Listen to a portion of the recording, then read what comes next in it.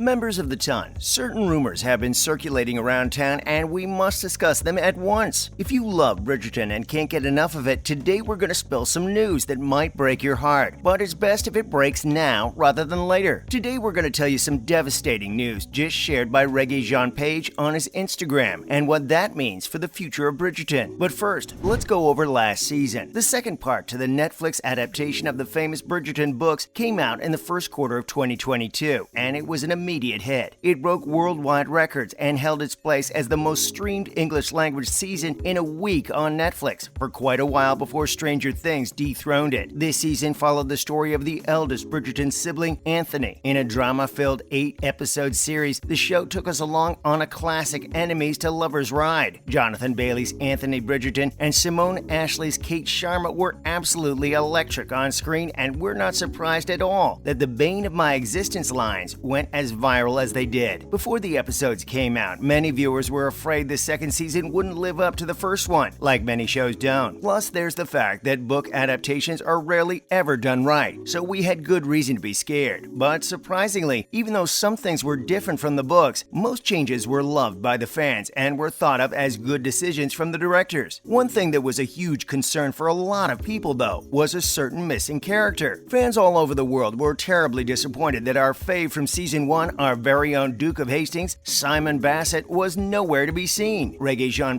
the actor for Simon, had already informed the world of his exit from the show back in April of 2021. But still, like everyone else, we were hoping he'd at least make a comeback for season 3. Now that he's spoken more about it, though, it's not exactly what we were hoping to hear. So what exactly happened? On the 18th of June, The Sun released a piece claiming Regé was in talks to rejoin the Netflix hit yet once again. The article did say nothing was confirmed yet, but that there has been dialogue between him and the showrunners. Of course, that gave us all a glimmer of hope. We couldn't help but wonder, how cool would it be if we saw the charming Duke once again? But alas, all of our dreams were crushed in one mere Instagram post. Looking dapper as ever, the Gray Man actor posted a picture with Bridgerton co-star Jonathan Bailey captioned, "The boys are back in town," paired with a heart emoji. Following that, though, was some terribly tragic news. Regé went on to say, "No, I'm not going back to the show, by the way. The papers made that one up. So now we know, for once and for all, that there's no chance of him returning."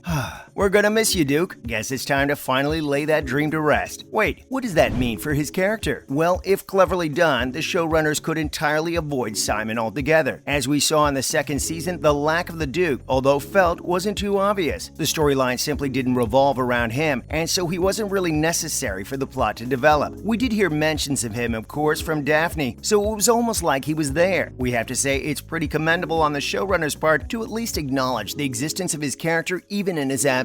Fans of Teen Wolf know the pain all too well of having their favorite character written off at the end of a season and never hearing of them again. Hey Jeff Davis, if you're watching this, we're still heartbroken over Kira. Anyway, since every season of Bridgerton is meant to be focused on one of the siblings, just like the books, we know Daphne's time as a main character is up. And since Simon was her love interest, he's had his fair share of being the leading man. He's not nearly as relevant in the later books, so we can assume his character won't be as significant in the show either. Perhaps in that case, we won't miss him nearly as much. Also, we weren't born yesterday. We know actors have time and time again misled fans about reprising their roles, so their return comes as a delightful surprise to loyal fans. So although the odds of Regé returning as Simon are low, they're never zero. Maybe Andrew Garfield has just destroyed any chances of us trusting Hollywood celebs anymore after what he pulled in No Way Home. What we're saying is, even if it doesn't seem very likely, maybe the actor might show up again, even if just for a short cameo appearance. Finally, let's talk about recasting. It was admittedly a bit odd that Phoebe Diviner returned as Daphne, while her husband and father of her child was completely out of the picture. Thus emerged some very loud rumors of recasting. When Page was asked about this strange situation, his response made it perfectly clear that he doesn't really have any objections to the idea. In a one-on-one with Variety, he said they're free to do as they like. He talked about how proud he was of the way season 1 ended and how they stuck the landing with that one. One thing we do know is that if the showrunners decided to recast, they definitely have their work cut out for them. Picking someone to live up to the Regé-Jean